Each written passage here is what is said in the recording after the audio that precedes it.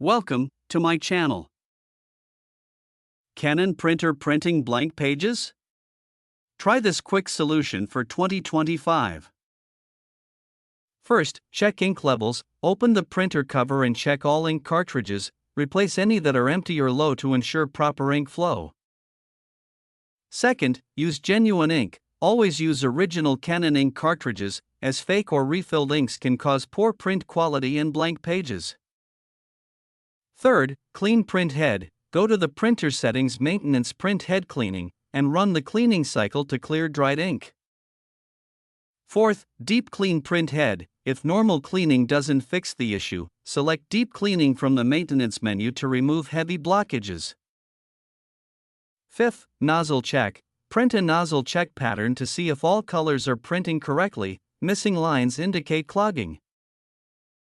Sixth, manual print head cleaning. Turn off the printer, remove the cartridges, gently clean the print head with warm water, and let it dry completely. Seventh, update printer drivers. Visit the Canon official website, download the latest driver for your printer model, and reinstall it.